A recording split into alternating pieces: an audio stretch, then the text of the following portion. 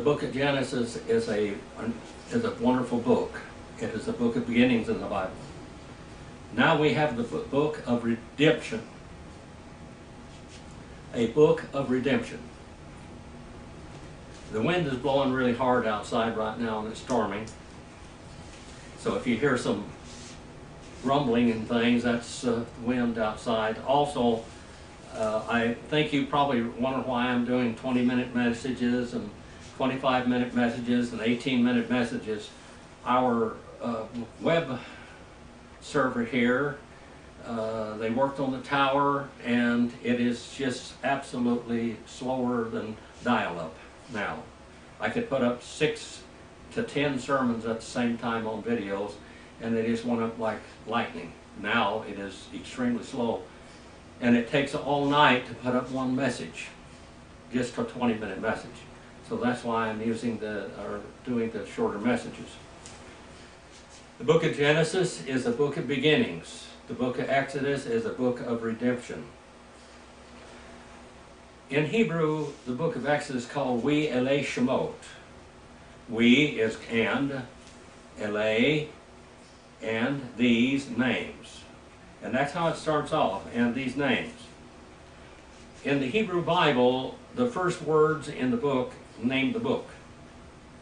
So that's why we're going to do this here. We'll be reading these names. The book of Exodus is a Greek word. It's We Ele Shemot in Hebrew, but Exodus means Ek and Hodos, the road out, or the way out. It's like Hantayo in Lakota. Hantayo means the way out.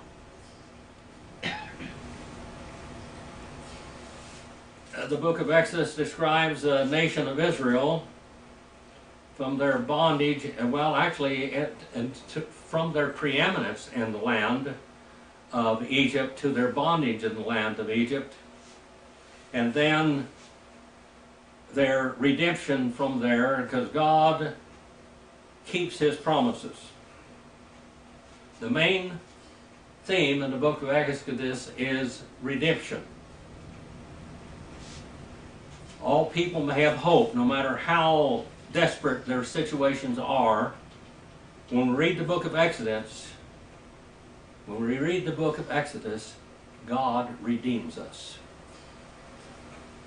God always brings us through. I want you to look at some of the things as we go through the book of Exodus. It's a very exciting book. Sometimes we'll go into the Hebrew because it's very necessary there. We look in the book of Exodus, we see the awesome, powerful omnipotence of God. We see His omniscience, that He knows all things, and we see His omnipowerful, omnipotent, all-powerful. He's able to bring things about that are not possible. There are supernatural means. There are 2 portions in the book of Exodus, the historical section, chapters 1 through 19, and the regulations from chapters 20 through 40, the laws. Now these are the names, We Ele Shemot, of the sons of Israel who came to Egypt with Jacob. They came each one with his household, with his family. Reuben. Now I've already gone over the names of these, what the names: Reuben, see his son, Simeon, Levi, Judah, Issachar, Zebulun, Benjamin, Dan, Naphtali, Gad, and Asher. And all the persons, the word there means all the souls, who came from the loins of Jacob were 70 in number, but Joseph was already in Egypt. Now, I want you to understand this also. There were slaves among these people also. Mm-hmm. Where did the slaves come from? They came from Shechem. There were other people there. They had many slaves. They basically depopulated Shechem and took them captive. And then they had the Canaanite wars, which we read about the last time, which was quite a deal. I didn't read all about the Canaanite wars in the book of Jasher, but I read enough where you can understand how powerful that Jacob's sons were. And these men are men of renown, powerful warriors. And Joseph died. William Oath. He died and stayed dead. And all his brothers and all that generation, all of them died. As long as these people lived, they fought Egypt's wars, and then another set of kings takes over in Egypt. Another set of kings. But the sons of Israel were fruitful and increased greatly and multiplied and became exceedingly mighty, so that the land was filled with them. Now there were, I've heard anywhere from 1 to 3 million people. Somewhere in that neighborhood, from 1 to 3 million. Now a new king arose over Egypt who did not know Joseph. He's not related to him either. The other was the Hyksos king. And he said to his people, behold, the people of the sons of Israel are more and mightier than we are. Come, let us deal wisely, craftily, let us deal deceitfully with them, lest they multiply, and in the event of war, they also join themselves to those who hate us. Now, they had been the warriors. The patriarchs, the heads of the tribes, had been warriors, and they had protected Egypt. Now another kingdom takes over and fight against us and depart from the land. So they appointed taskmasters over them to afflict them with hard labor, and they built for Pharaoh storage cities, Pithom and Ramses. And I know Sharon has been in that area. But the more they afflicted them, the more they multiplied and the more they spread out, and so that they were in dread of the sons of Israel.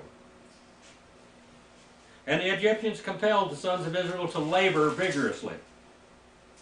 And they made their lives bitter with hard labor in mortar and bricks and all the kinds of labor in the field and all the labors which rigorously imposed upon them. Now remember, according to the book of Jasher, and historically, the tribe of Levi were always gold and silversmiths. Mm-hmm. When Aaron came out of Egypt, they said, make us a god. And he pounded out a golden calf, probably gold-plated over wood, and said, this is the Jehovah, the God that led you out of Egypt. He was a goldsmith. Now they made probably all of the beautiful things, many of the beautiful things that were in Egypt with the pharaohs and everything. Some of these things were made by the sons of Levi. Mm-hmm. Then the king of Egypt spoke to the Hebrew midwives, one of whom was named Shiphrah, and the other whose name was Puah. Shiphrah and Puah. Now these names come down to us today because these women were afraid of God, they feared God. And they had decency in their hearts. And he said, when you are helping the Hebrew women to give birth, see them upon the birth stool, and if a son, then you shall put him to death, strangle him. But if the daughter, then she shall live. But the midwives feared God, and did not do as the king of Egypt commanded. Then all of them let the boys live. So that the king of Egypt called the midwives and said to them, why have you done this thing? And let the boys live. And the midwives said to Pharaoh, because the Hebrew women are not as the Egyptian women, for they are vigorous, and they give birth before the midwives can get to them. They're healthy. They're like a wild, longhorn cattle. Let me tell you a little bit of story about cattle in America. They brought Hereford cattle, Herefords, whatever you want to call them. They got Black Angus, they Shorthorns, all of these they brought into America. And they had trouble calving out on the plains, and many of them died. They bred the Longhorn out of the cattle for 100 years. But the Longhorn could have calves on their own. They didn't need anybody to pull a calf. They 100 years breeding them out, now they're breeding them back in so they'll survive. Their Hebrew women were like longhorn cattle. They gave birth easily. So God was good to the midwives, and the people multiplied and became very mighty, strong. And it came about because the midwives feared God that he established households for them. He built households for them. He built their homes up. Then Pharaoh commanded all his people, saying, every son who is born, you are to cast him to the Nile, and every daughter you shall keep alive.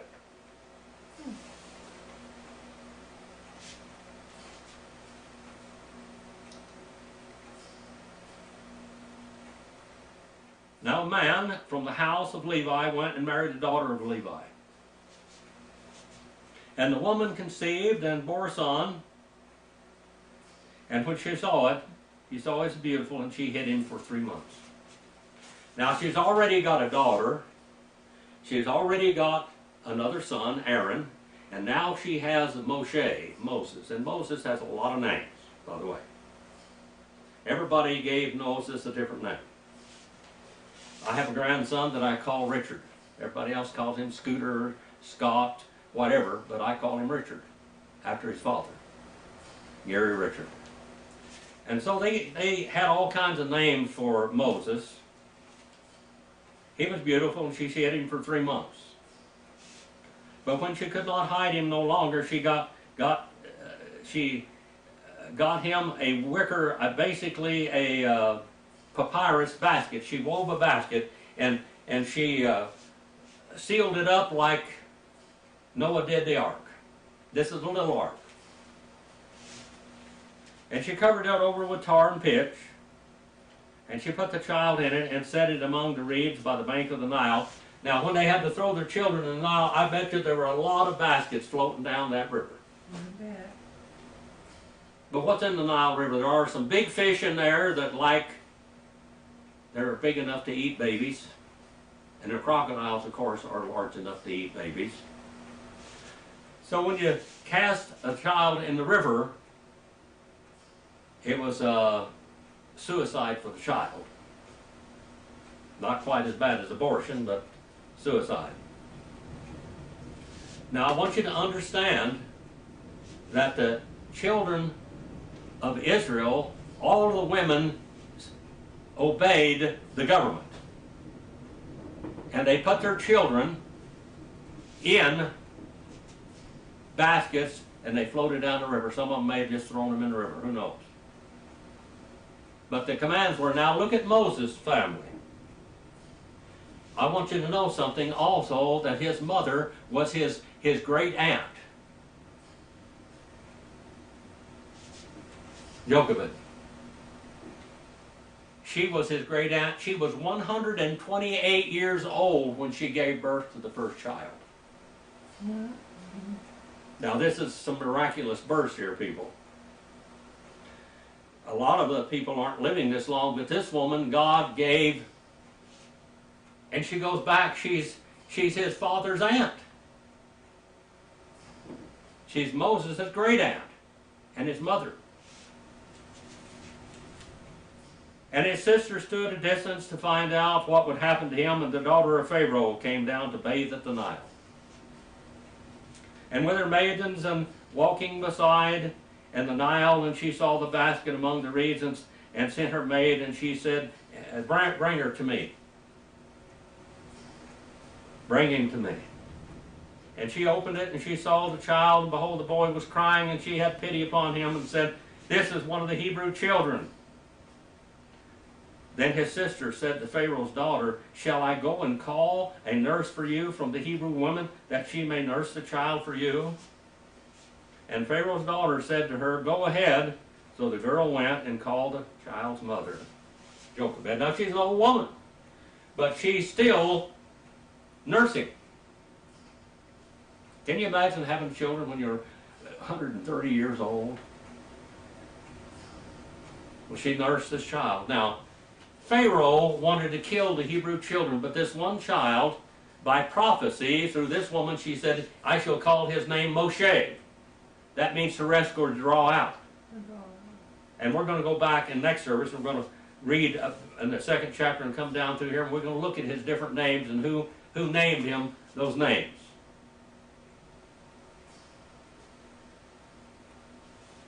Pharaoh's daughter said to her, "Take this child away and nurse him for me." Now Pharaoh is going to, he wants this child killed, but God in his providence and unpreventable progress, his election, he says, "I will take care of this child. This child is going to rescue my people out of Egypt. And I'm going to, Pharaoh now, and he's telling them to kill their children, but God is going to cause Pharaoh to pay for the raising of this child." Now, if you look at the book of Exodus with Cecil B. DeMille and everything, this is not a real good story. I mean, it's a wonderful movie. But Moses knew his mother and father and brother and sister. He knew them. They probably nursed him till he was 10 years old or 12. So he knew him. Then Pharaoh's daughter said, "Take this child away and nurse him for me, and I shall give you your wages." So the woman took the child and nursed him, and the child grew and brought him to Pharaoh's daughter, and he became her son, and she named him Moshe, which means to draw out or to rescue, because he would rescue his people. Moses was a type of the Redeemer that rescues us. This is the book of redemption. And she said, "Because I drew him out of the water." What a beautiful story, huh? It's a true story. It's not make-believe. Many of the Jews today, what we might call the Sadducees of today, they think that the book of Exodus was just a story, and there was only a few people that went down into Egypt, and only a few people that came out of Egypt, and they went into the land of Canaan, etc., etc. The whole source of the history of the nation of the Jews, the nation of Israel, is based upon this book. Mm-hmm. If they do not believe this book, they have no hope. Jesus, the Sadducees were alive in his days. The Sadducees of the modern Jews, many of them basically are in Israel. Many of them don't believe in God at all. They don't believe in angels. They don't believe in afterlife or anything at all. They came up to Jesus one time, the Sadducees did, and they said, "We want to ask you a question." Now the question was a joke, because they didn't believe it at all. This man died and left his wife, and he had 5 brothers, and the first brother took her, and then he died, and another brother took her, and he died, and another brother took her, and he died, and another brother took her, and he died, and another brother took her for wife. Whose wife shall she be in the resurrection? And first thing Jesus said, what? "You err not knowing the Scriptures." You err not knowing the Scriptures. For in the resurrection, they didn't believe in the resurrection. For in the resurrection, they'll never be married or given marriage at all. You're going to be like the angels in heaven. Now, I isn't talking about the angels that came to the earth and procreated women. We're talking about the angels in heaven. They obeyed. They weren't marrying and given in marriage. Jesus taught a resurrection. Jesus was the resurrection.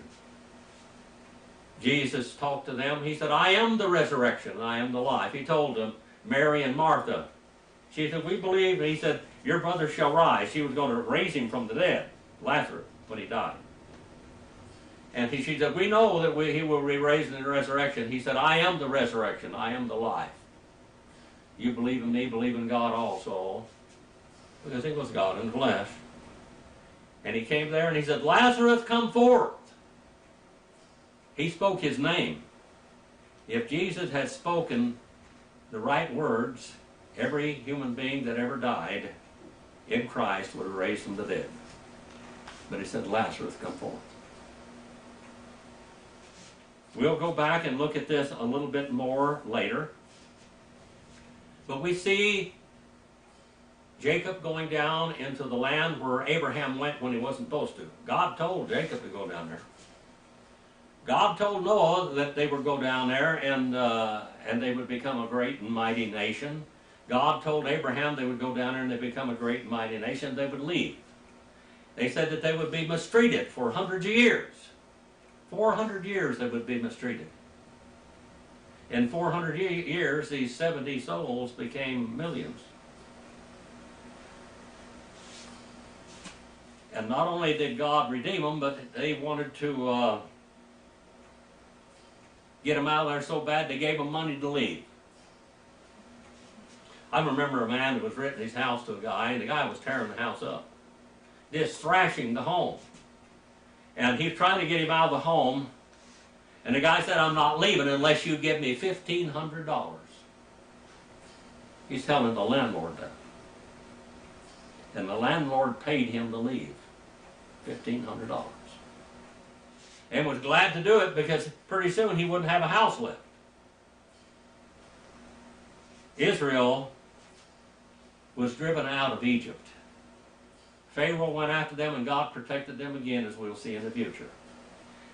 God takes care of you and me just like he did Moses and Aaron and Jochebed and Amram. He's the same God today as he was in Egypt. We'll see the great miracles that God is going to perform down there, fighting every god that Egypt had. Our Father, we send this message out for you, that you honor and glorify it. Help us to serve you. Help us to put forth these messages, and I pray that we will get the internet connection finished so we can make the messages longer. Please forgive me where I fail you. In Jesus' name I pray.